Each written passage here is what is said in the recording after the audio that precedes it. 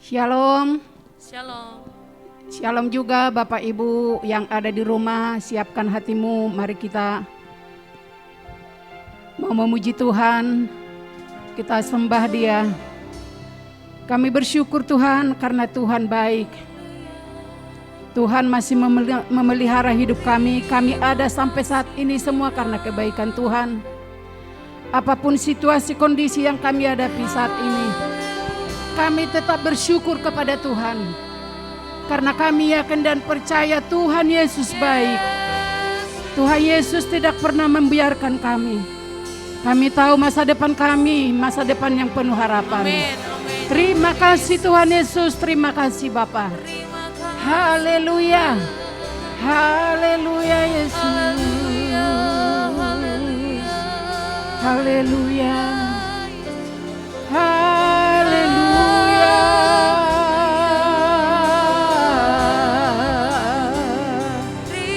Kami bersyukur Untuk penyertaan kami menyembah-Mu Tuhan. Kami naikkan syukur kami kepadamu Yesus.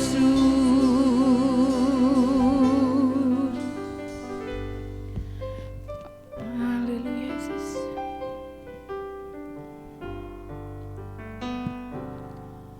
Bapa, besar sungguh kasih setiamu, nyata sungguh perlindunganmu, tak satu kuasa mampu pisahkan aku dari kasih-Mu. Bapa, ajarku selalu hormati-Mu, ajarku turut perintah-Mu, berikan ku hati untuk menyembah-Mu dan bersyukur setiap waktu, seperti Bapa sayang anaknya, demikianlah Engkau mengasihiku. Kau jadikan biji mata-Mu, Kau berikan semua yang ada padamu. Seperti Bapa sayang anaknya, demikianlah Kau menuntun langkahku. Hari depan indah Kau beri, rancangan-Mu yang terbaik bagiku. Katakan, Bapa, besar sungguh kasih setia-Mu. Bapa, besar sungguh kasih setia-Mu, nyata sungguh perlindungan-Mu, tak satu kuasa mampu pisahkan aku dari kasih-Mu. Bapa, ajarku selalu hormati-Mu,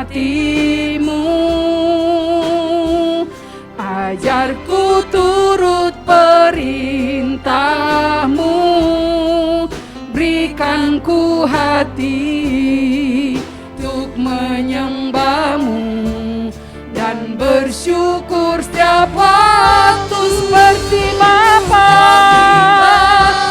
sayang anaknya, demikianlah Engkau mengasihiku. Kau jadi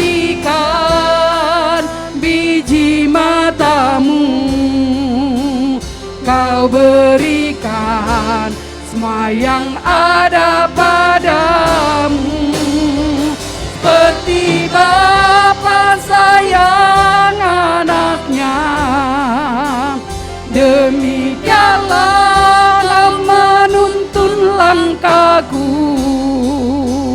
Hari depan indah Kau beri, rancanganmu yang terbaik bagiku. Seperti Bapa sayang anaknya, demikianlah Engkau mengasihiku. Kau jadikan aku biji matamu Tuhan, biji matamu. Kau berikan semua yang ada padamu, seperti Bapa sayang anaknya, demikianlah Kau menuntun langkahku.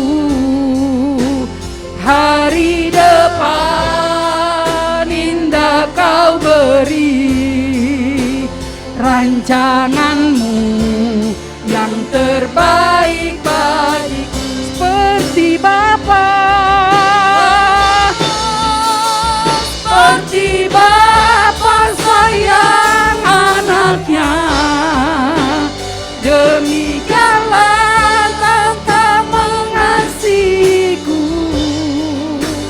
Kau jadikan biji matamu, Kau berikan semua yang ada padamu, seperti Bapa sayang anaknya, demikianlah Kau menuntun langkahku. Hari depan indah Kau beri, rancanganmu yang terbaik bagiku. Hari depan indah Kau beri, rancanganmu yang terbaik bagiku. Hari depan indah Kau beri, rancanganmu yang terbaik bagiku. Mari berikan tepuk tangan yang terbaik untuk Tuhan. Haleluya. Rancanganmu yang terbaik dalam hidup kami. Rancangan Tuhan indah dalam kehidupan kami. Kami menyembah-Mu Tuhan. Terima kasih, terima kasih. Terpujilah nama-Mu Tuhan, terpujilah nama-Mu kekal sampai selama-lamanya. Haleluya. Haleluya. Tiada yang seperti Engkau Tuhan, yang layak kami tinggikan, layak kami agungkan. Glory bagi-Mu Yesus. Terima kasih Tuhan, terima kasih. Haleluya,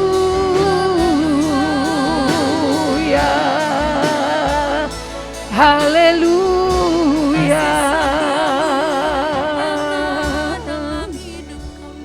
Haleluya. Seperti Bapa sayang anaknya, demikianlah Engkau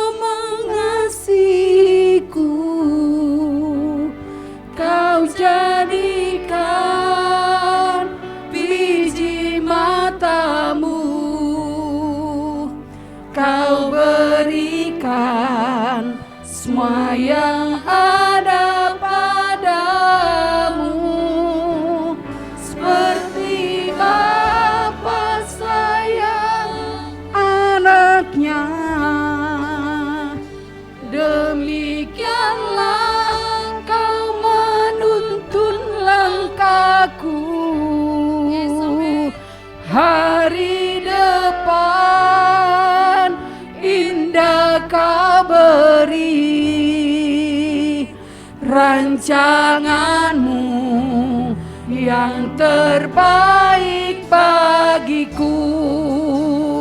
Hari depan indah Kau beri rancangan-Mu yang terbaik bagiku.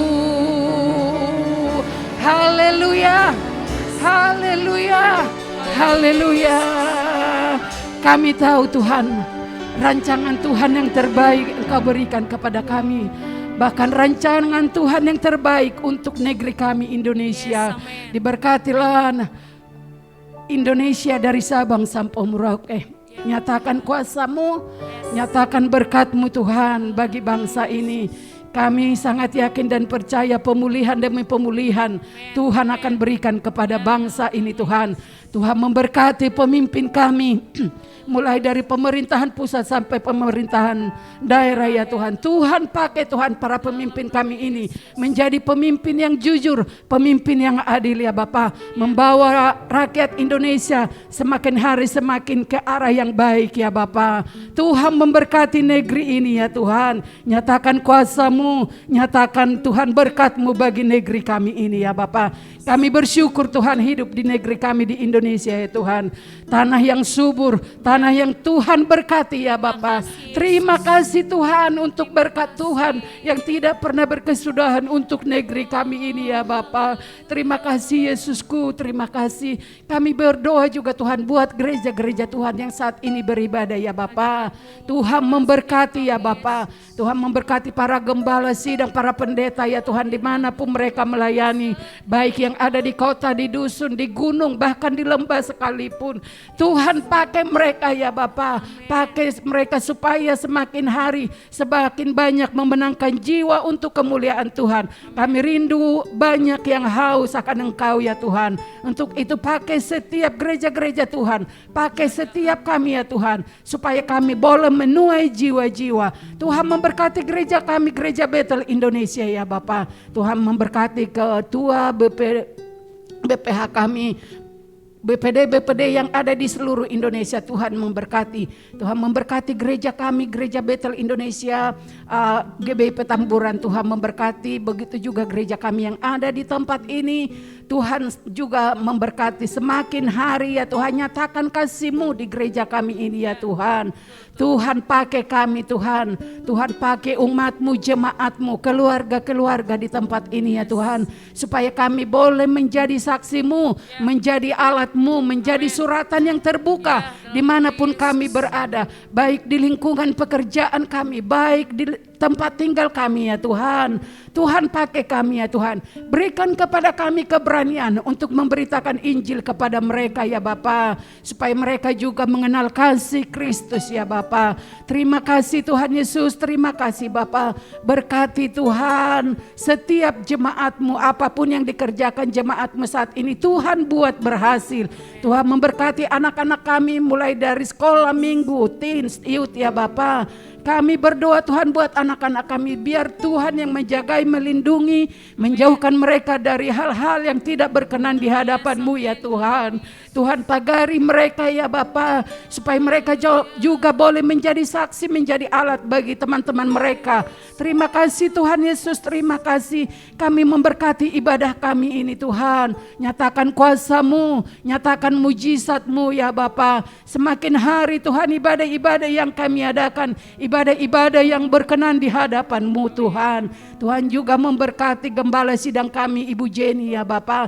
Berikan kesehatan, kekuatan Tuhan kepada hamba-Mu ini ya Bapa. Apapun yang sedang dipikirkan, apapun yang dikerjakan ya Bapa, biarlah Tuhan yang bekerja dalam kehidupannya ya Bapa. Kami berdoa ya Tuhan, biarlah Ibu Jenny menjadi gembala kami di tempat ini yang bisa melahirkan pemimpin-pemimpin baru ya Bapa. Untuk itu Tuhan, setiap kami juga yang melayani di tempat ini Tuhan, biarlah kami melayani Tuhan dengan sungguh-sungguh, melayani Engkau dengan tidak ada percecokan, tidak ada Tuhan ya hal-hal yang lain Tuhan. Biarlah hati kami selalu tertuju kepada Tuhan dan kami selalu menyenangkan hati Tuhan. Kami menyerahkan ibadah kami ini ke dalam tangan Tuhan. Kalau sebentar, mari Bapak Ibu angkat persembahan saudara.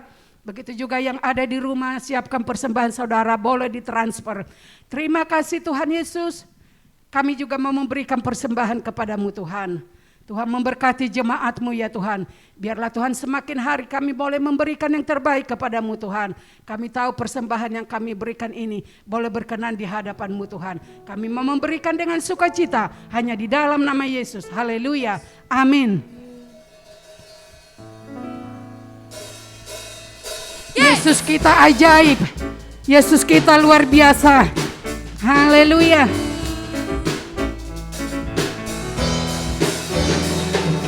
Yesus ajaib, Tuhanku ajaib, kasih-Nya ajaib bagiku. Yesus ajaib, Tuhanku ajaib, rahmat-Nya kekal selamanya. Katakan Yesus ajaib. Yesus ajaib, Tuhanku ajaib, kasih-Nya ajaib bagiku. Yesus ajaib, Tuhanku ajaib, rahmat-Nya kekal selamanya. Tak berubah kasih-Nya, setiap hari bertambah indahnya. Sampai bumi berlalu dan habislah ragaku, Yesusku ajaib bagiku. Yesus ajaib, Yesus ajaib, Tuhanku ajaib, kasih-Nya ajaib bagiku. Yesus ajaib, Tuhanku ajaib, rahmat-Nya kekal selamanya. Tak berubah kasih-Nya, tak berubah kasih-Nya. Setiap hari bertambah indahnya. Sampai bumi berlalu dan habislah ragaku, Yesusku ajaib bagiku. Tak berubah kasih-Nya, setiap hari bertambah indahnya. Sampai bumi berlalu dan habislah ragaku, Yesusku ajaib bagiku. Kita katakan dengan iman, Yesus ajaib. Yesus ajaib, Ya berkuasa. Amin. Ada mujizat, sebab Yesus ajaib. Yesus ajaib. Yesus ajaib, Ya berkuasa. Ada mujizat, sebab Yesus ajaib. Katakan, tak berubah kasih-Nya, tak berubah kasih-Nya. Setiap hari bertambah indahnya. Sampai bumi berlalu dan habislah ragaku, Yesusku ajaib bagi. Tak berubah kasih-Nya. Amin. Setiap hari bertambah indahnya. Sampai bumi berlalu dan habislah ragaku, Yesusku ajaib bagiku. Yesus ajaib, Ya berkuasa. Ada mujizat, ada mujizat, ada mujizat, Yesus ajaib. Haleluya. percaya kita masih tetap semangat untuk memuji Tuhan. Haleluya. Biarlah semakin hari kita semakin jatuh cinta kepada Yesus. Haleluya. Ku jatuh cinta padanya, tambah dan dalam dan tambah dan dalam lagi. Ku jatuh cinta padanya, tambah dan dalam dan tambah dan dalam lagi. Yesus indah dan semakin indah. Oh, cintanya antara Allah dan aku. Ku jatuh cinta padanya, tambah dan dalam dan tambah dan dalam. Katakan ku jatuh cinta padanya. Tambah dan dalam dan tambah dan dalam lagi. Amin. Ku jatuh cinta padanya, tambah dan dalam dan tambah dan dalam lagi. Yesus indah dan semakin indah. Oh, cintanya antara Allah dan aku. Ku jatuh cinta padanya, tambah dan dalam dan tambah dan dalam lagi. Katakan hanya Yesus. Hanya Yesus, hanya Yesus. Pujaanku hanya Yesus, hanya Yesus, hanya Yesus. Ya Allahku. Hanya Yesus, hanya Yesus, hanya Yesus. Ya Rajaku. Hanya Yesus, hanya Yesus. Kekasihku hanya Yesus. Hanya Yesus, hanya Yesus, hanya Yesus. Pujaanku hanya Yesus, hanya Yesus, hanya Yesus. Ya Allahku. Hanya Yesus, hanya Yesus, hanya Yesus. Ya Rajaku. Hanya Yesus, oh hanya Yesus. Kekasihku, katakan shalala. La la la la la. Saya cinta Yesus. Shalala la la la la la. Yesus cinta saya. Shalala la la la la la. Saya cinta Yesus. Shalala la la la la la. Yesus cinta saya. Yesus cinta saudara. Yesus cinta saya. Yesus cinta kita semua. Cinta saya. Haleluya. Saya persilakan untuk duduk kembali. Haleluya. Terima kasih Tuhan Yesus. Haleluya.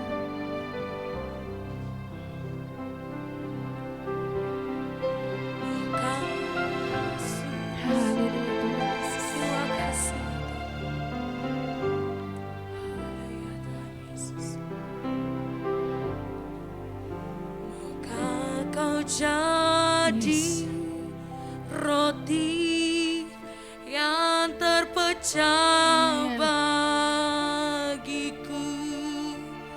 Maukah kau jadi anggur yang tercurah bagiku.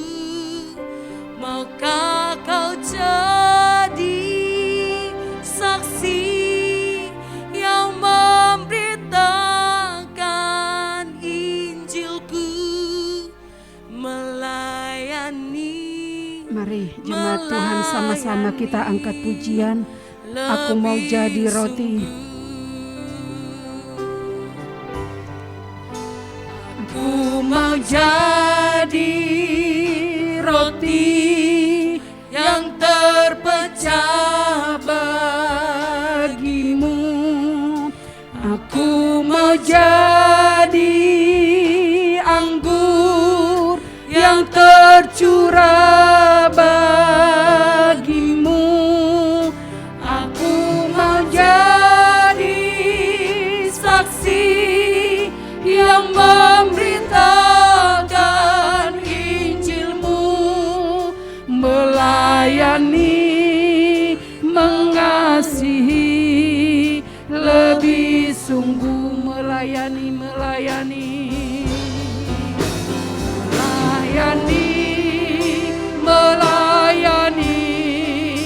lebih sungguh.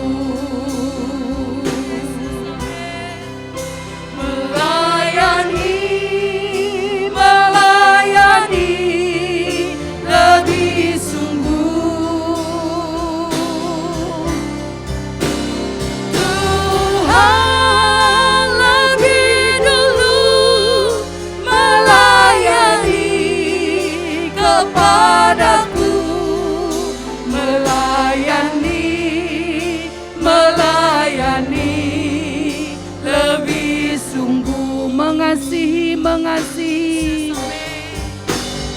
mengasihi, mengasihi lebih sungguh, mengasihi, mengasihi lebih sungguh. Tuhan lebih dulu mengasihi kepadaku, mengasihi, mengasihi lebih sungguh. Katakan melayani, melayani, Melayani, melayani lebih sungguh. Melayani, melayani lebih sungguh. Tuhan lebih dulu melayani kepadaku, Melayani, melayani lebih sungguh. Terima kasih Yesus. Terima kasih Tuhan Yesus. Ini adalah pernyataan iman kami, agar kami menjadi orang-orang yang melayani lebih sungguh lagi, mengasihi lebih sungguh lagi. Kami bersyukur buat siang hari ini Tuhan, kami boleh ada di bait-Mu yang kudus. Kami boleh memuji, menyembah Engkau. Bahkan sebentar kami juga diperkenankan untuk mendengar sebagian daripada firman-Mu. Biarlah firman-Mu ini tinggal diam dalam hati kami, supaya kami menjadi orang-orang yang bertumbuh dalam iman dan perkenanan akan Engkau. Terima kasih Bapa, jika ada kuasa-kuasa yang bukan daripada-Mu mengganggu hati dan pikiran kami, sehingga kami tidak bisa menerima berkat yang sesungguhnya yang daripada-Mu, kami sehati untuk menolak menghancurkannya di dalam nama Yesus Kristus. Kami hanya mau mengundang kuasa Roh Kudus hadir di tengah-tengah kami. Biarlah kuasa Roh Kudus itu ada dalam hati dan pikiran kami, dan biarlah kuasa Roh Kudus yang sama itu menguasai setiap fasilitas yang kami gunakan, sehingga nama-Mu saja yang dipermuliakan pada ibadah siang hari ini. Dan kami juga sudah siap untuk menerima berkat daripada-Mu di dalam nama Yesus Kristus. Kami sudah berdoa dan bersyukur kepada-Mu. Haleluya. Amin. Shalom Bapak Ibu Saudara yang dikasih Tuhan. Shalom juga yang ada di rumah. Sudah siap untuk menerima berkat Tuhan di rumah? Ya, biar kita sama-sama duduk diam di kaki Tuhan dalam pemberitaan firman. Yang di rumah tidak perlu jalan-jalan ke dapur dulu. Biasanya kalau di rumah suka jalan-jalan ke dapur ya, bolak-balik ya, cari makanan, cemilan, cepulo. Ya, kalau di sini kan enggak ya, kalau di rumah suka gitu. Haleluya. Baik, mari saudara yang dikasih Tuhan, kita buka Markus 1. Kita akan baca dari ayat 1 sampai 8. Saya mau ajak kita bacanya bergantian. Saya akan baca ayat yang ganjil, nanti saudara ayatnya. Dan ayat yang ke-8 kita akan bacanya bersama-sama. Markus 1 ayat 1 sampai dengan yang ke-8, demikian firman Tuhan. Inilah permulaan Injil tentang Yesus Kristus anak Allah.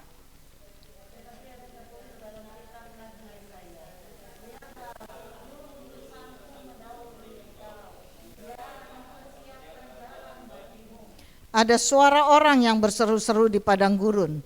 Persiapkanlah jalan untuk Tuhan, luruskanlah jalan baginya.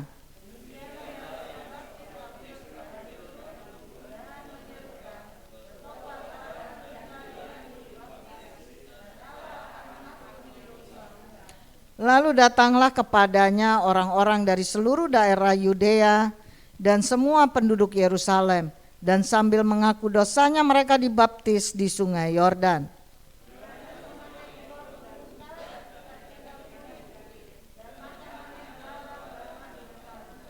Inilah yang diberitakannya, sesudah aku akan datang Ia yang lebih berkuasa daripadaku, membungkuk dan membuka tali kasutnya pun aku tidak layak. Sama-sama aku membaptis kamu dengan air, tetapi Ia akan membaptis kamu dengan Roh Kudus. Amin. Hari ini kita akan belajar firman Tuhan dengan tema rendah hati dan rela melayani. Ya, bulan ini adalah bulan kesehatan karakter. Kita belajar menjadi orang Kristen yang berkarakter. Ya, jadi hari ini kita akan belajar tentang rendah hati dan rela melayani. 1 Petrus 5 ayat 5 juga berkata, demikian jugalah kamu hai orang-orang muda, tunduklah kepada orang-orang yang tua, dan kamu semua rendahkanlah dirimu seorang terhadap yang lain, sebab Allah menentang orang yang congkak, tetapi mengasihani orang yang rendah hati. Dalam Alkitab banyak berbicara tentang rendah hati. Ya, Alkitab banyak menyampaikan bagaimana kita harus menjadi orang yang rendah hati. Bagaimana kita harus meneladani Tuhan Yesus yang juga adalah seorang yang rendah hati. Jadi banyak sekali ayat-ayat yang berbicara tentang rendah hati. Jika saudara kita mau belajar dari padi, ya, kita mau belajar dari padi. Nah, kita tahu semua padi, tahu dong, ya kan? Sebab itu adalah beras dan menjadi nasi yang kita makan hari-hari. Ya, kadang-kadang kita makan nasi 1 hari 3 kali, bisa 4 kali. Tapi ada juga yang tidak terlalu suka makan nasi. Tapi namanya orang Indonesia makan nasi. Kalau kita belajar dari padi, pada saat dia bertumbuh, dia akan bertumbuh naik. Tetapi pada saat dia berisi, semakin dia menunduk.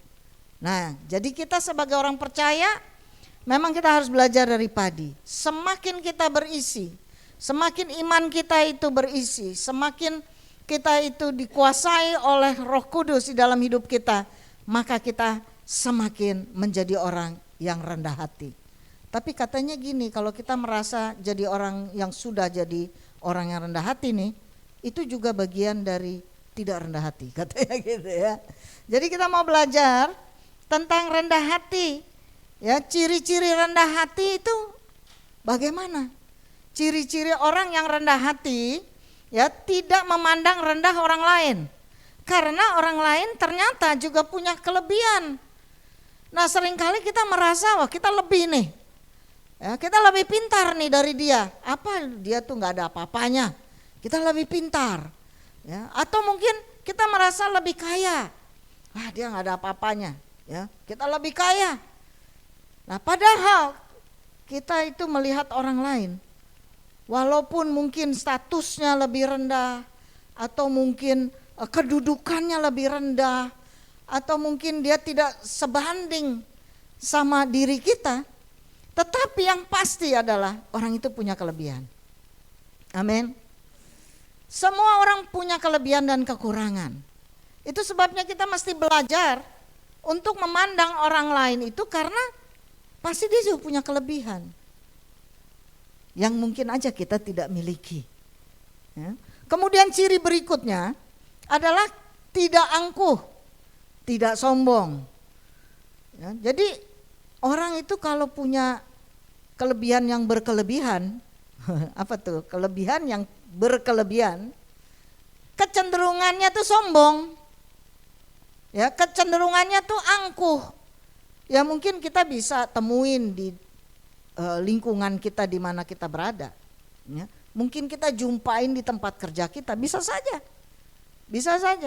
Ya, kenapa? Karena dia mungkin punya kelebihan yang berkelebihan. Sehingga sombong banget sih gitu ya. Sombong banget. Nah, padahal orang yang berikan rendah hati itu, walaupun dia punya kelebihan, kepintaran, tetapi dia tidak sombong.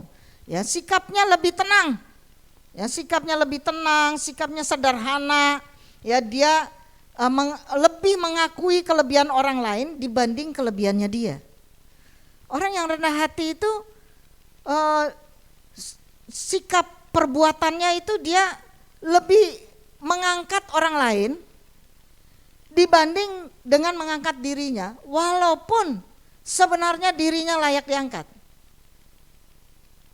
Sekali lagi, orang yang rendah hati dia lebih mementingkan mengangkat orang lain oleh karena kelebihan orang lain tadi yang mungkin saja tidak seberapa, dibanding daripada dia mengangkat dirinya yang kemungkinan besar kelebihannya itu berkelebihan. Senggol dulu dah kiri kanan. Kamu gimana? Senggol-senggol gitu ya. Inilah ciri orang yang rendah hati. Dia bersedia gitu untuk mengangkat orang lain. Walaupun sebenarnya bisa saja dia menang. Kalau anak-anak nih ya, kan waktu liburan Lebaran kita libur lama sekali ya. Semua kita kumpul keluarga ya, ada di luar kota, ada di dalam kota, tapi kita pasti kumpul keluarga, kumpul teman.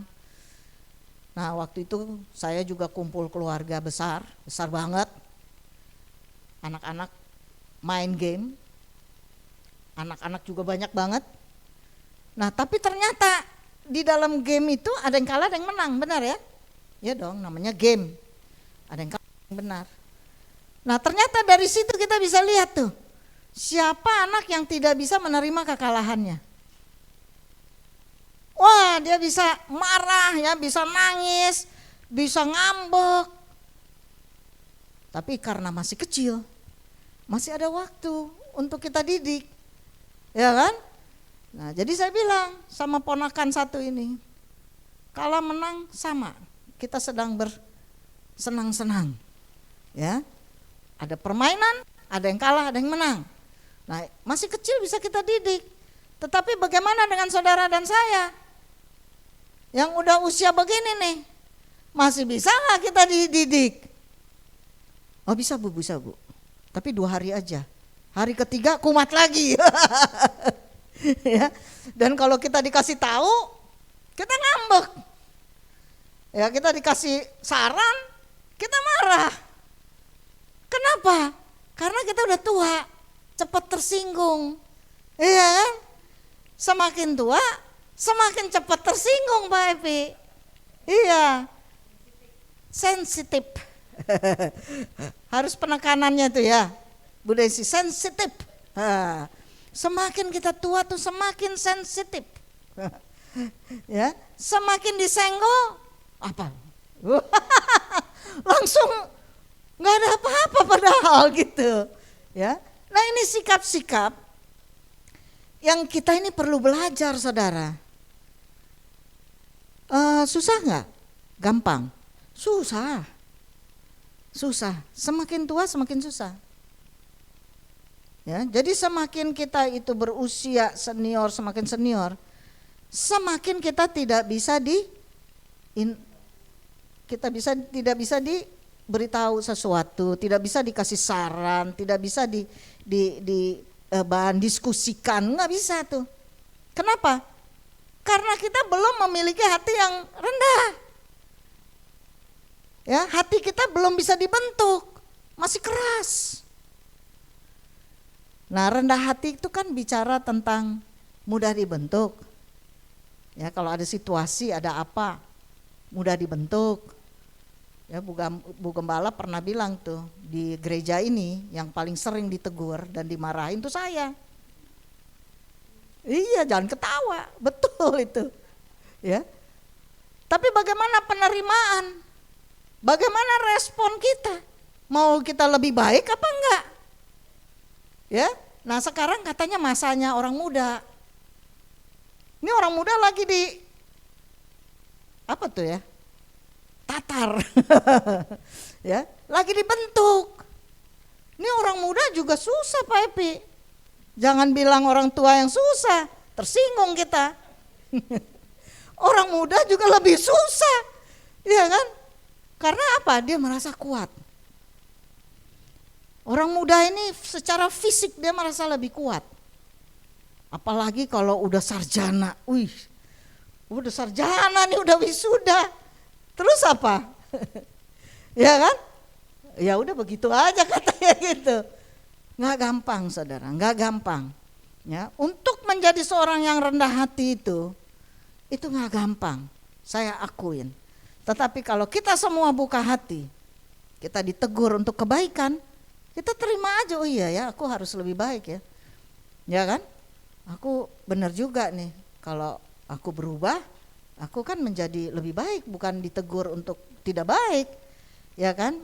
Dikasih saran kan bukan untuk menjadi lebih tidak baik. Dikasih saran untuk menjadi lebih baik sebenarnya. Jadi semuanya itu tergantung kepada sikap tenang dan sederhana. Walaupun kita lebih pintar, walaupun kita lebih kaya, walaupun kita lebih hebat, walaupun kita mungkin lebih kuat, tetapi pada saat kita sedang dibentuk Tuhan, itu rasanya badan remuk, ya kan? Rasa badan kayak naik gunung yang tidak ada akhirannya, terus saja gitu sampai badan kita remuk gitu ya. Sepertinya kan kayak begitu. Nah, ini ciri orang rendah hati itu menjauhi perbuatan sombong. Dia akan berusaha untuk tidak menjadi orang yang sikapnya tuh sombong, angkuh. Dia akan menjauhi. Ya, kalau bisa seusaha mungkin. Kadang-kadang kita kecenderungannya tuh ada loh saudara. Ada kecenderungannya untuk sombong pada saat kita diangkat-angkat sama orang lain. Ih, kamu hebat ya. Apanya yang hebat?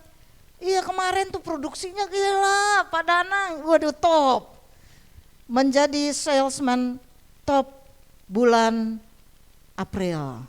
Makanya THR-nya gede itu, Bu Gembala. Ya kan? Wah, kita mulai, oh gitu ya. Wah. Kesel. Kesel. Dia nggak mau buka ini, Bu Gembala. Ada rahasia-rahasia. Rahasia kecil-kecil, nggak apa-apa. Ya. Nah, pada saat kita diangkat nih saudara, kita kecenderungannya itu terangkat kesombongan kita. Oh iya, wah saya the best ya. Apalagi kalau bilang the best secara nasional, Mitsubishi. Iklan terselubung. Nah, ini menjadi momen untuk bisa saja kita sombong, ya. Lalu kemudian rendah hati itu menyadari dirinya juga punya kekurangan dan keterbatasan. Dia sadar, walaupun dia hebat, walaupun dia bagaimanapun kuat, tapi ternyata dia juga punya kelemahan. Nah, orang yang memiliki kerendahan hati, dia akan sadar. Jadi waktu udah mulai mau terangkat nih kesombongannya, dia sadar gitu ya. Aku nggak boleh sombong nih gitu kan, karena aku juga punya kekurangan. Jadi sama-sama aja. Lalu kita bilang sama teman kita sama-sama lah, bulan depan kamu yang the best gitu kan. Ya, kebetulan nih Tuhan berkatin, anugerah Tuhan, tapi bulan depan kamu pasti gitu. Ya. Nah, ini ciri orang yang rendah hati. Tentu kita bisa cari banyak ciri lain di dalam Alkitab. Ya, ini beberapa contoh saja. Nah, tema rendah hati dan rela melayani. Nah, rela melayani apa maksudnya? Adalah melayani dari hati. Ya, melayani dari hati.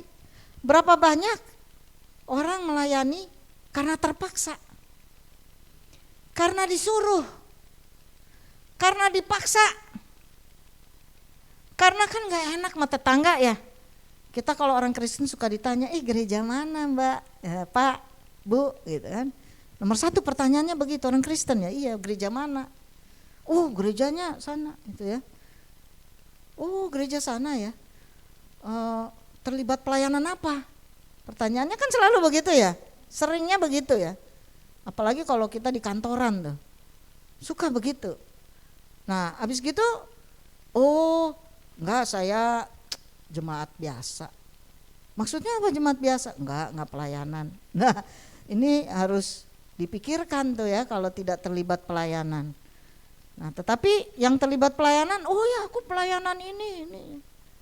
Nah tapi pertanyaannya, apakah saudara dan saya pelayanan itu terpaksa atau memang datangnya dari hati?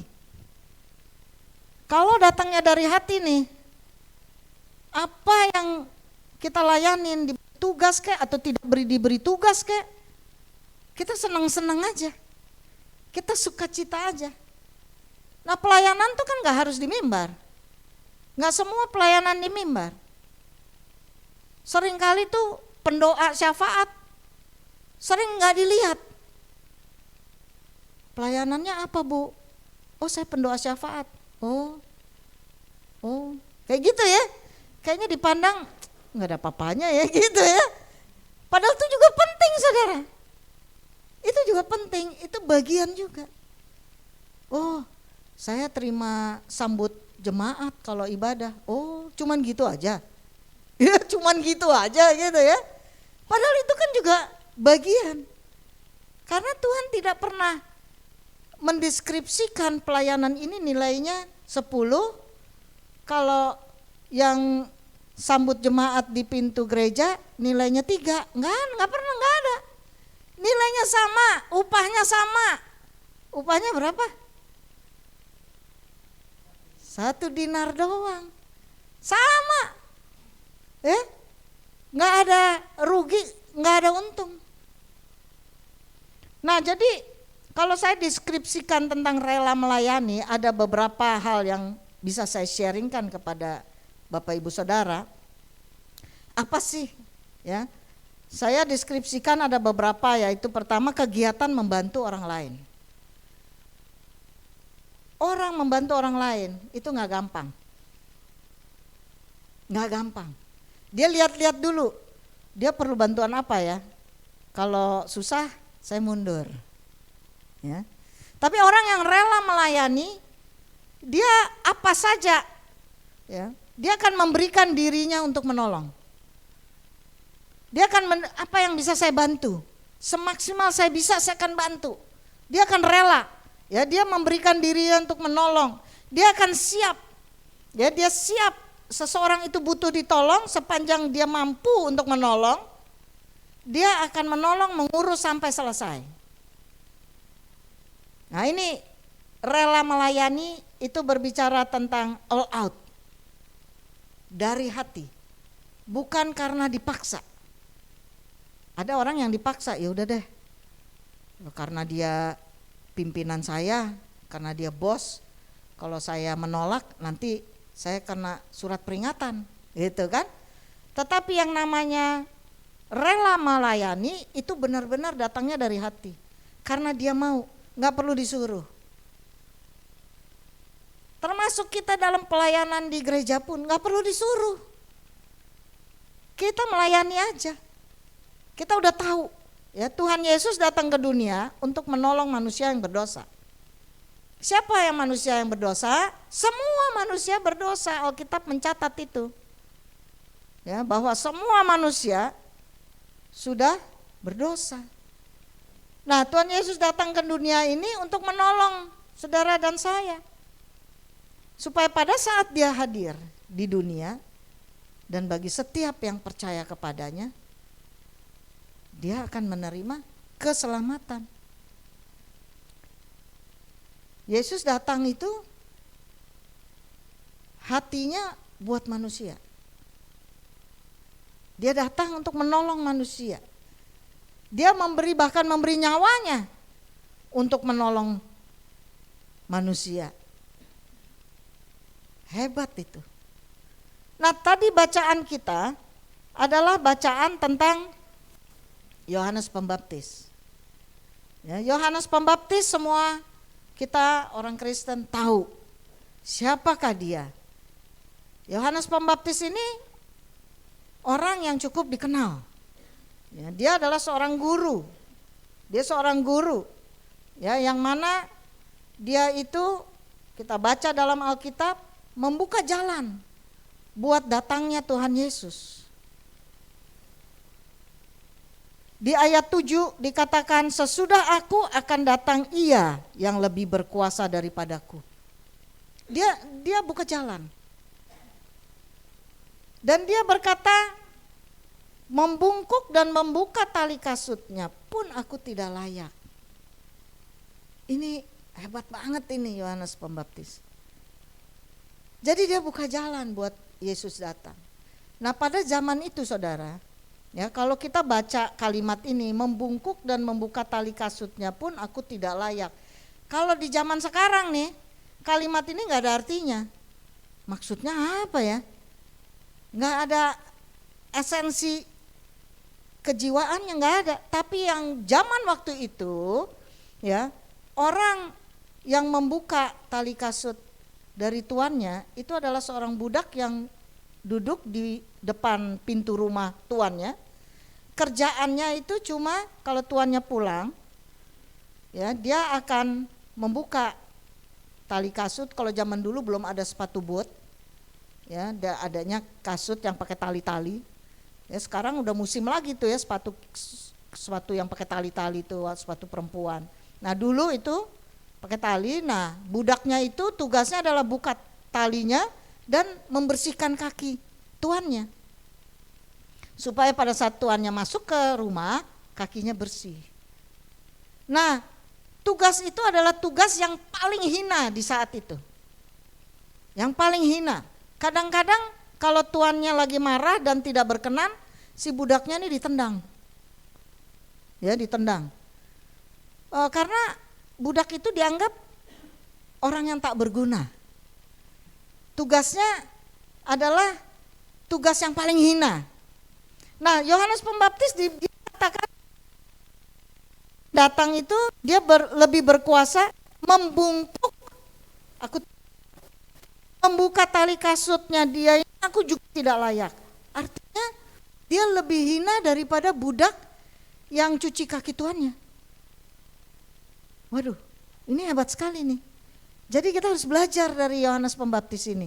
Nah, mari saudara kita belajar.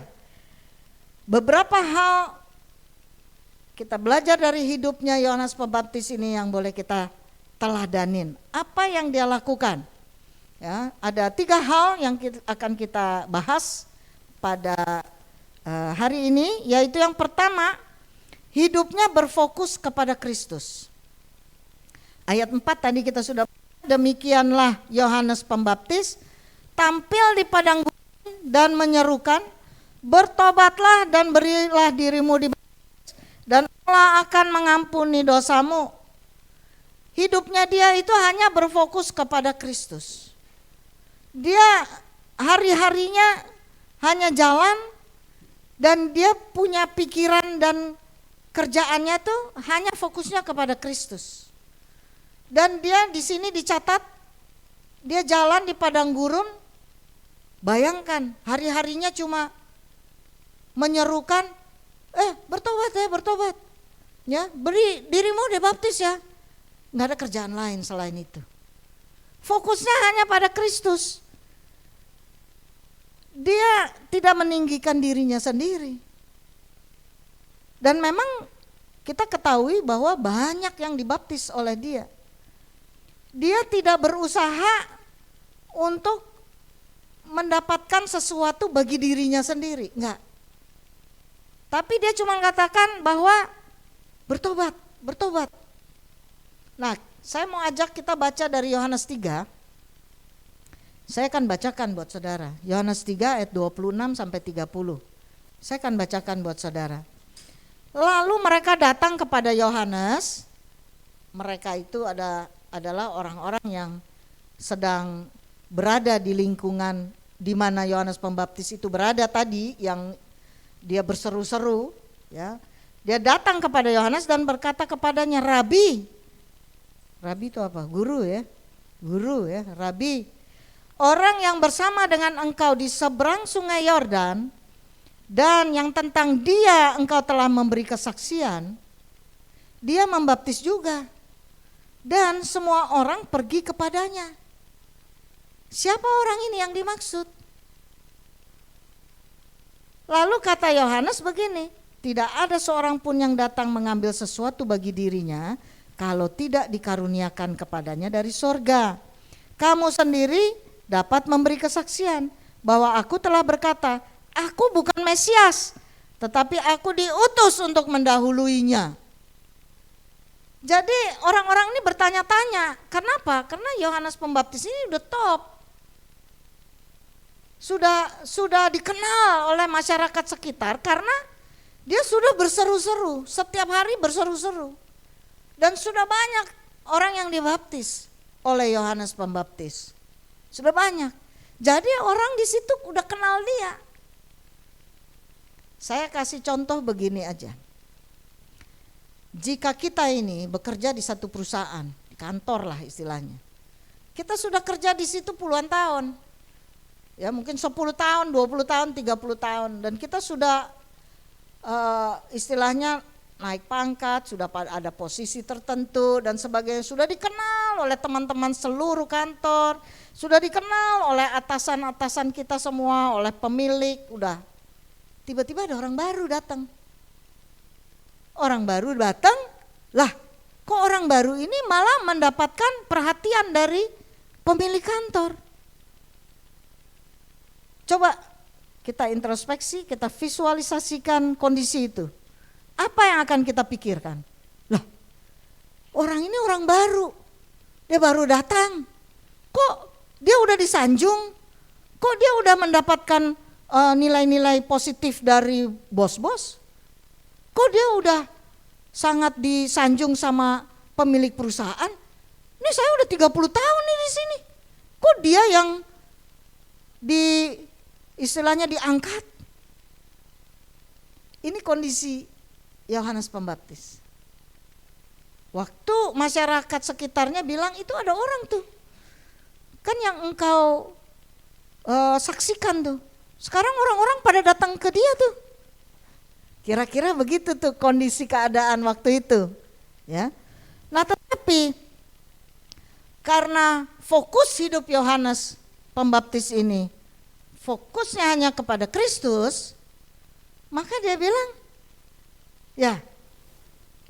aku bukan Mesias, tetapi aku diutus untuk mendahuluinya. Jadi dia tahu betul posisinya. Dia tahu betul keberadaannya dia di situ tuh sebagai apa. Bukan sebagai orang yang harus ditinggikan. Hebat. Jadi hal kedua, sikap hidupnya dia. Gaya hidupnya sederhana. Alkitab mencatat di ayat 6 dikatakan Yohanes memakai jubah bulu onta dan ikat pinggang kulit. Dan makanannya belalang dan madu hutan. Ih, kok makannya belalang ya? Dulu-dulu awal saya baca, kok enggak enak banget belalang. Tapi kan siapa tahu ya, orang zaman dulu belalang dipanggang enak gitu ya. Jadiin sate gitu kan, siapa tahu gitu. Ternyata belalang ini yang dimaksud di sini ini bukannya belalang serangga, tetapi adalah buah yang mirip seperti kapri. Nah, ibu-ibu yang suka masak itu pasti tahu apa itu kapri. Enak. Saya juga tahu karena saya suka makan. Ya kan? Ada yang suka masak, ada yang suka makan itu. Nah, kapri itu enak. Nah, bentuknya kayak begitu tuh yang ada di layar. Saudara bisa melihatnya. Ya, di samping itu adalah semacam bulu unta. Dan saya yakin tidak diolah waktu Yohanes Pembaptis memakainya. Nah, yang sebelahnya itu belalang tuh. Ya, itu belalang tuh. Dan waktu saya dengan Bu Gembala ke Israel, kita melihat itu pohon ya Bu Gam ya. Tapi yang sudah kering. Saya udah bawa ke Indonesia, saya bawa tuh yang udah kering. Tapi sekarang nggak tahu ada di mana. Keselip di mana itu, bentuknya kayak gitu. Nah, katanya rasanya manis kayak coklat. Katanya. Ya, jadi Yohanes Pembaptis tuh makan itu di hutan dengan madu hutan. Dan menurut keterangan, ya, buah belalang ini dia itu mengandung vitamin yang tinggi, ya, serat vitaminnya itu bagus. Waktu itu saya bawa tuh yang udah kering, tapi saya nggak mau makan, saya mau unjukin. Tapi terus nggak tahu lagi hilang itu di mana, gitu ya. Nah, hidupnya Yohanes itu saudara, bisa nggak dia hidupnya lebih baik? Bisa. Karena dia udah dikenal, dia udah diangkat oleh masyarakat di situ sebagai seorang pembaptis, sebagai seorang guru. Dia bisa hidupnya lebih baik, mungkin makanannya lebih enak, mungkin pakaiannya lebih bagus, jubah-jubahnya lebih bagus, kayak semacam pemuka-pemuka agama pada saat itu. Tapi dia enggak, dia tetap jalan di padang gurun dan menyerukan. Bayangkan ya, waktu itu hidupnya itu cuma berseru aja tuh, bertobat, bertobat, beri dirimu dibaptis ya gitu. Jadi dia itu fokusnya hanya di situ, fokus kepada Kristus, dan dia punya hidup sederhana saja. Dia nggak mikir makan, dia nggak mikir apa yang dia pakai, dia nggak pikirin tuh. Yang penting hidupnya sesuai dengan panggilan Tuhan. Dia udah tahu betul ya bahwa dia dipanggil untuk tujuan itu dan dia kerjakan. Jadi dia oke aja, santai aja. Nah, hal ketiga saudara, apa yang bisa kita belajar dari Yohanes Pembaptis? Hal ketiga adalah pelayanannya tanpa gengsi. Dia tidak punya gengsi untuk berseru-seru. Ya, dia jalan di padang gurun teriak-teriak itu, dia terlepas orang dengar atau tidak dengar dia nggak peduli. Ya, dari ayat 7 dikatakan, inilah yang diberitakannya, sesudah aku akan datang, ia yang lebih berkuasa daripadaku, membungkuk dan membuka tali kasutnya pun aku tidak layak. Jadi dia tidak merasa saya ini paling unggul harusnya, saya ini harusnya yang disanjung, saya harusnya yang ditinggikan. Enggak. Dia hanya terus saja berseru-seru ya, bahwa semua orang harus bertobat, beri diri dibaptis. Nah, inilah yang dia lakukan ya, bahwa pelayanannya yang Tuhan percayakan dia kerjakan dengan tekun. Dia rela untuk melayani ya, dia tidak ada gengsi-gengsian. Dia ikutin aja seperti apa yang Tuhan utus dia harus lakukan. Nah, semua dia kerjakan dengan rela. Nah, saya mau berikan beberapa hal yang bisa kita lihat dari kerelaan Yohanes Pembaptis ini, sehingga kita bisa berkata bahwa ini kita bisa belajar dari Yohanes Pembaptis.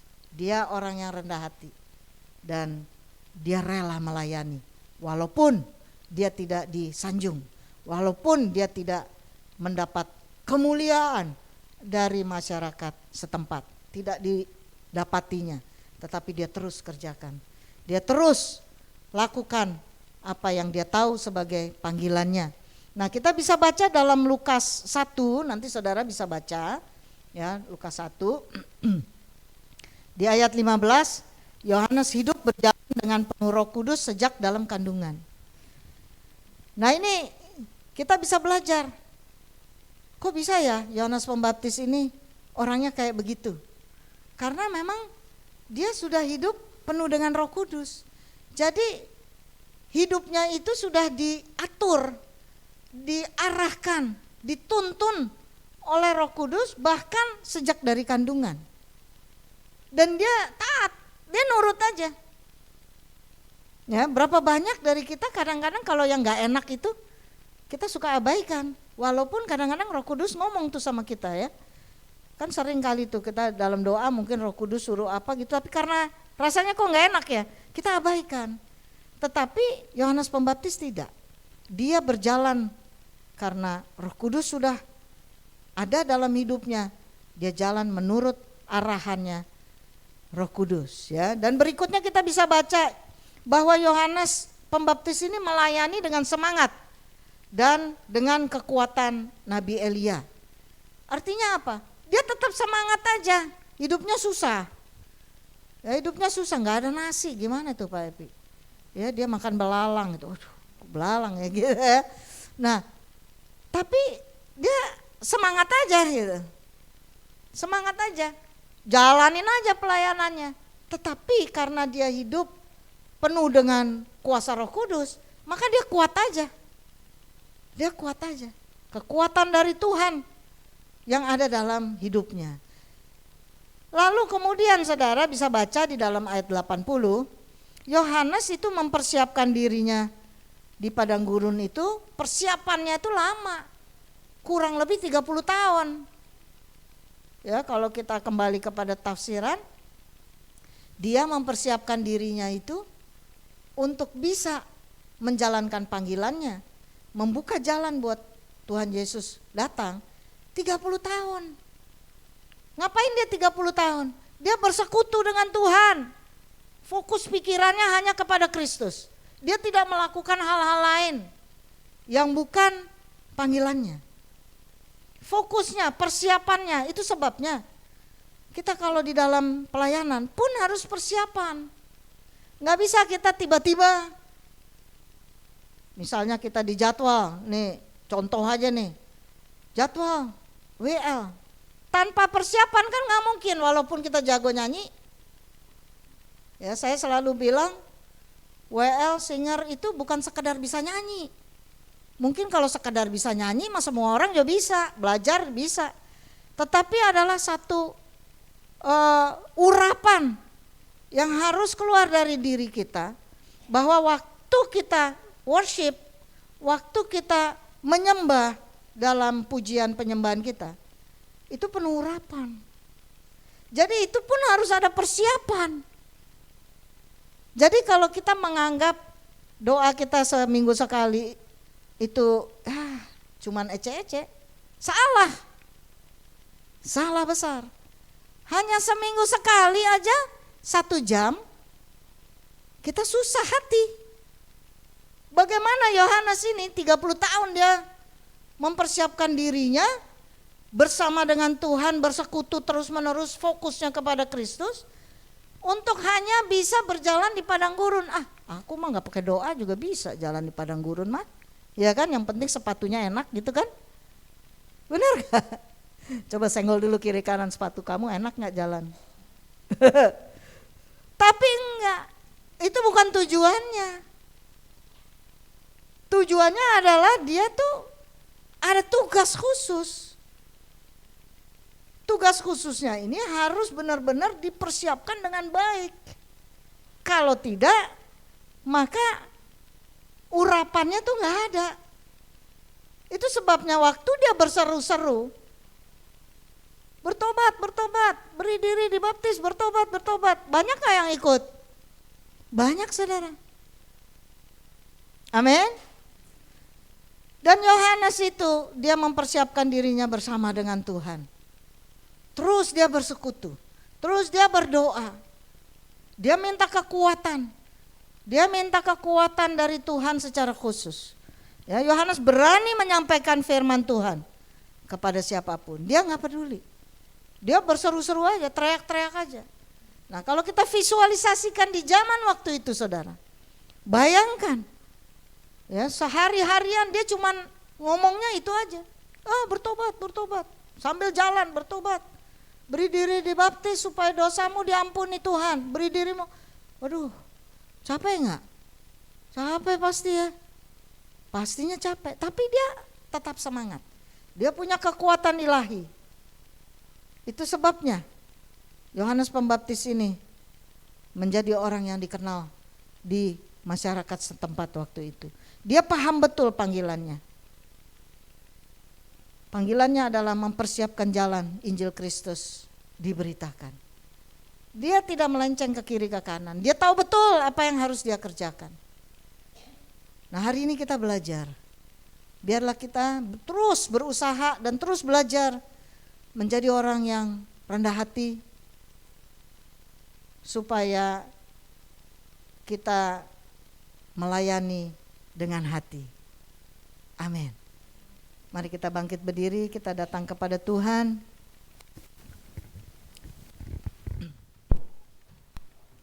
Kita angkat satu pujian.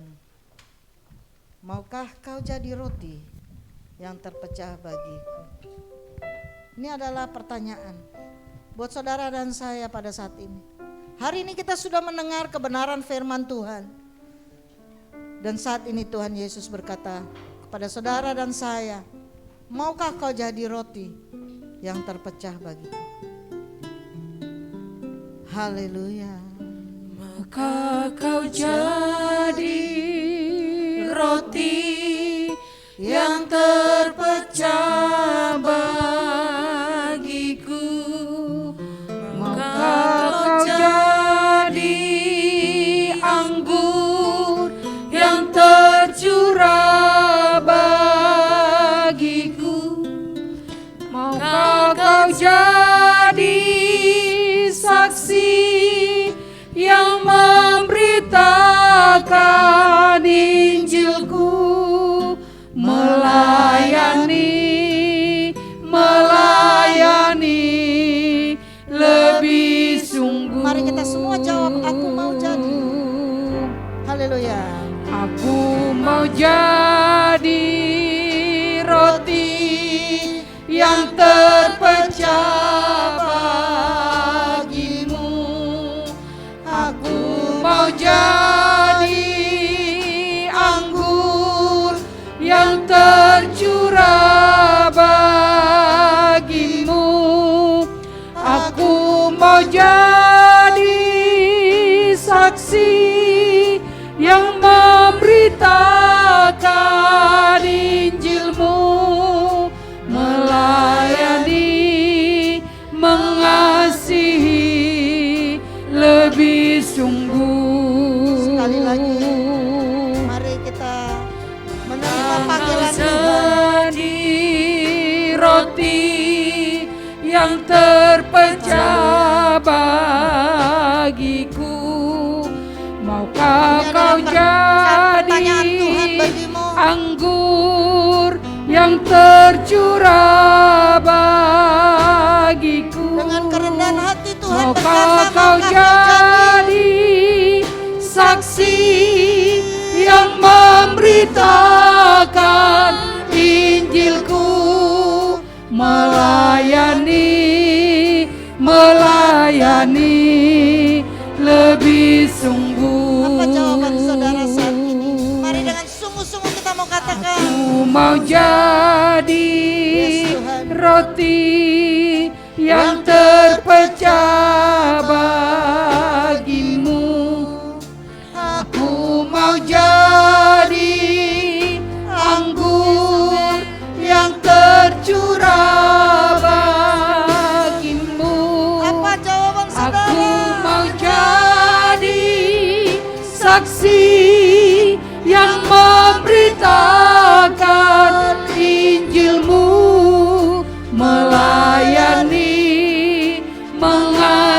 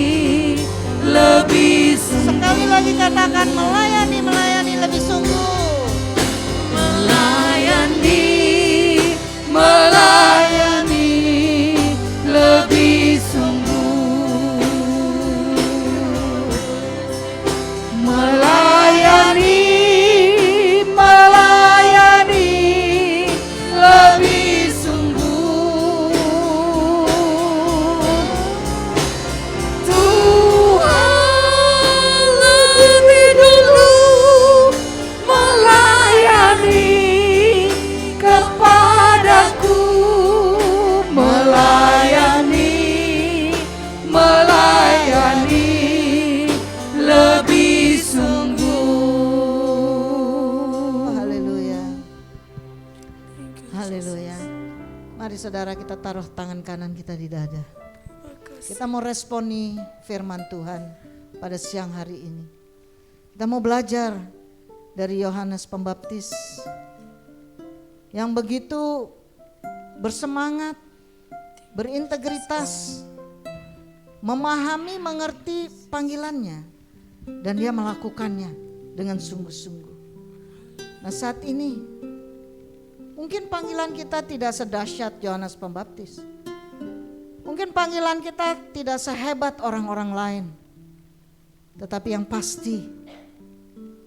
pasti setiap orang percaya dipanggil Tuhan untuk melayani. Perintah ini berlaku buat semua orang percaya Tuhan. Seberapapun Tuhan percayakan saudara dan saya untuk melayani.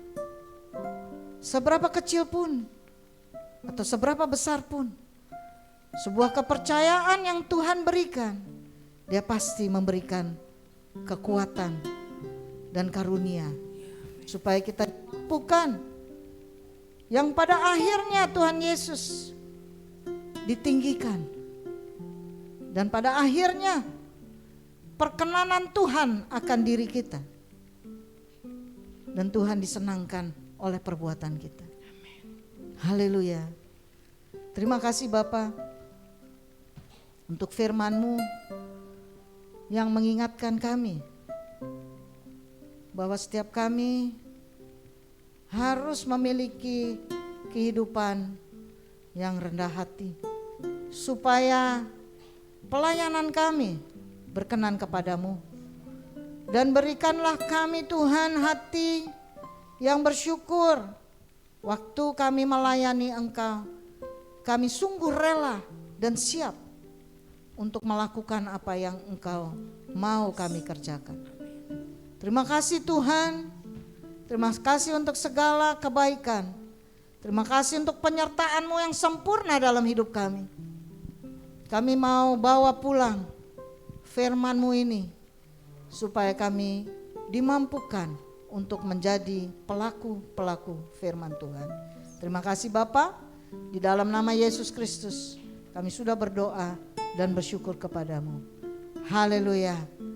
Amin. Silakan duduk kembali saudara.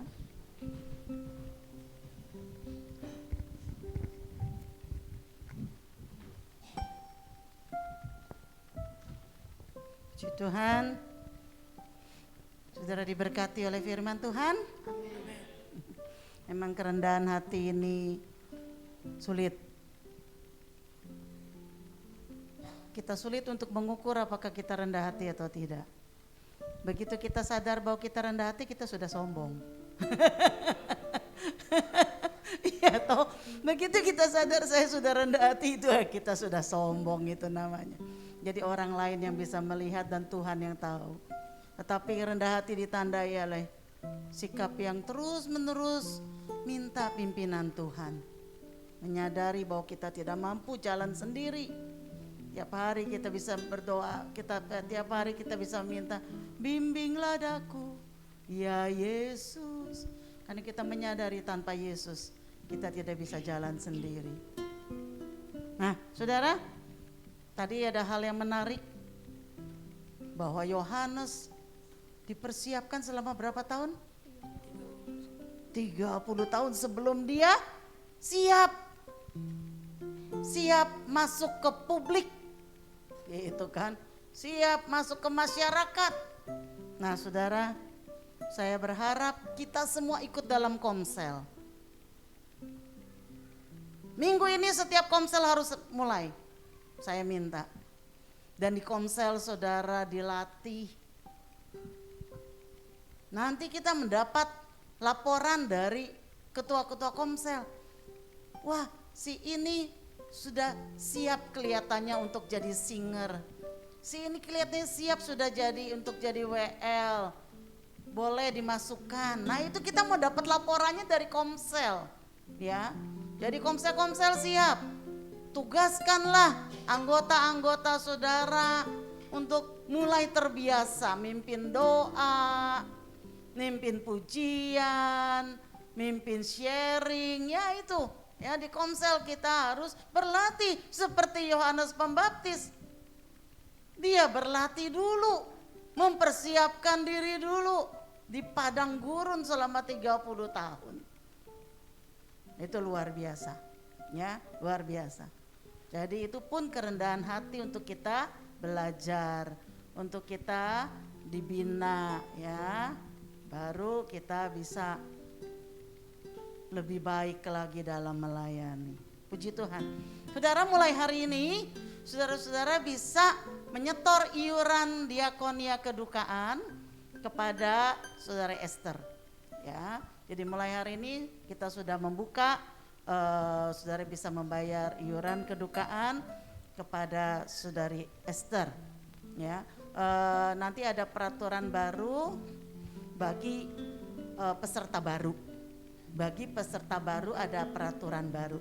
Tapi bagi yang sudah jadi anggota tetap, ya, peraturannya tetap. Baik, mulai minggu depan kita akan mengadakan katekisasi prabaptisan. Ya, bagi saudara-saudara yang belum dibaptis, daftarkanlah. Jadi mulai minggu depan kita akan melakukan katekisasi prabaptisan. Ya, setelah ibadah siang.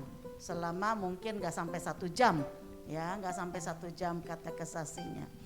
Demikian pengumuman yang bisa kita perlu tahu. Mari kita semuanya bangkit berdiri. Haleluya.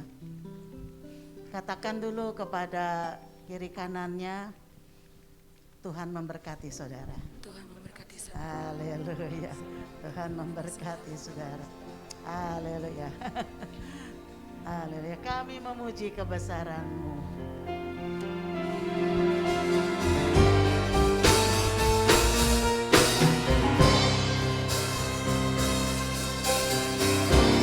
Kami memuji kebesaran-Mu. Engkau ajaib Tuhan. Ajaib Tuhan.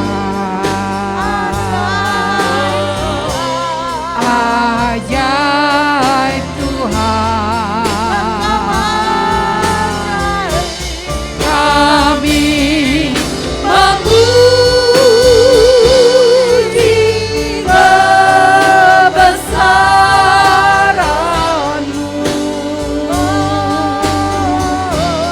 Ajaib Tuhan. Ajaib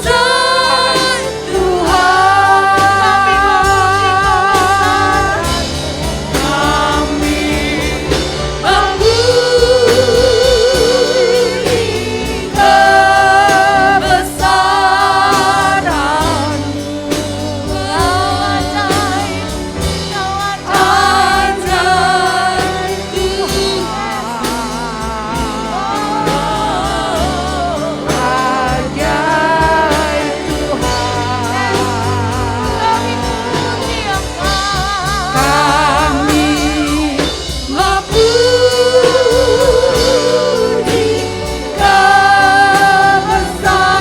kebesaran-Mu.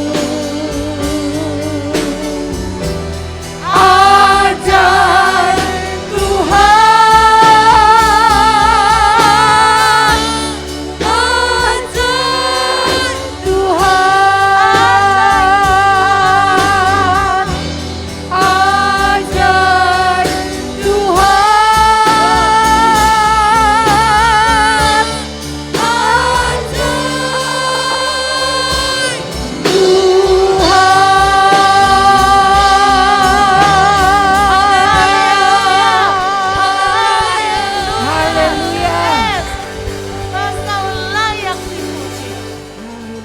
Biarlah pujian penyembahan umat-Mu naik ke hadirat-Mu. Dan Engkau berkenan atasnya. Kami bersyukur atas pimpinan-Mu, atas kehadiran-Mu di tengah-tengah kami. Kami bersyukur untuk firman-Mu yang menguatkan kami, yang kembali memotivasi kami untuk melayani dengan kerendahan hati.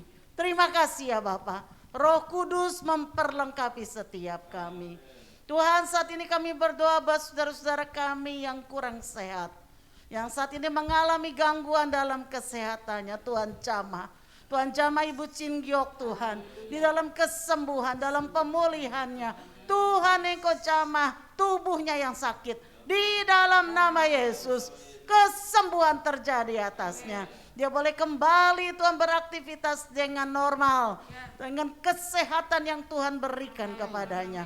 Terima kasih ya Bapak. Tuhan juga jamah saudara kami yang lain yang mungkin dalam keadaan lemah tubuhnya saat ini. Di dalam nama Yesus kuasa kesembuhan mengalir, kuasa kesembuhan mengalir. Terima kasih ya Bapak. Kami juga berdoa buat saudara-saudara kami yang membutuhkan pekerjaan. Di dalam nama Yesus Tuhan bukakan jalan agar mereka boleh menerima, mendapatkan pekerjaan yang layak, yang cocok Tuhan, yang memuliakan nama Tuhan, sehingga mereka boleh maksimal, hidup mereka, fungsi hidup mereka boleh maksimal. Terima kasih ya Bapak, terima kasih. Dan saat ini Tuhan, Engkau kiranya mencurahkan berkat-Mu bagi setiap umat-Mu, baik yang ada di tempat ini maupun yang sedang mengikuti Zoom saat ini ya Bapa, di tempat mereka masing-masing. Kami mohon Engkau mencurahkan berkat-Mu. Mari para kekasih Tuhan, arahkan hatimu kepada Tuhan dan angkat tanganmu di hadapan Tuhan, terimalah berkat. Tuhan memberkati engkau. Amen. Tuhan melindungi engkau. Amen. Tuhan menyinari engkau dengan wajahnya dan memberi engkau kasih karunia-Nya. Amen. Tuhan menghadapkan wajahnya kepadamu dan memberi engkau damai sejahtera. Amen. Sebab itu pulanglah dan terimalah segala berkat, rahmat dan anugerah yang datangnya dari Allah Bapa. Kasih setia dari Tuhan kita Yesus Kristus, serta persekutuan yang indah, yang intim dari Roh Kudus yang akan senantiasa menyertai hidup kita dari sekarang sampai Tuhan Yesus datang kembali. Di dalam nama Yesus, mari kita serukan bersama. Amin. Haleluya, haleluya. Tuhan memberkati. Urapilah kami Tuhan,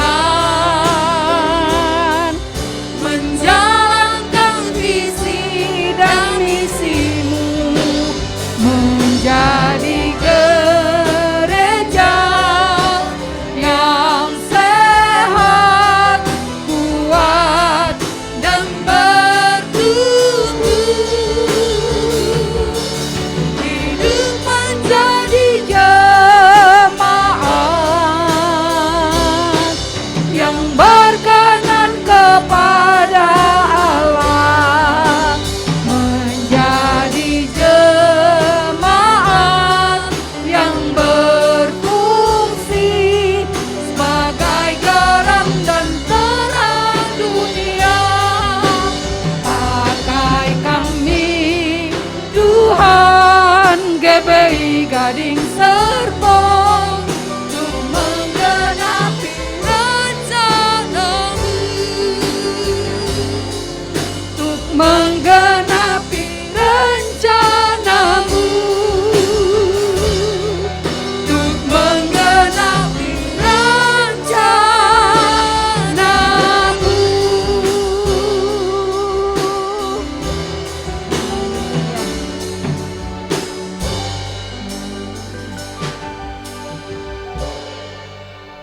Amin. Selamat siang, selamat hari Minggu. Tuhan Yesus memberkati.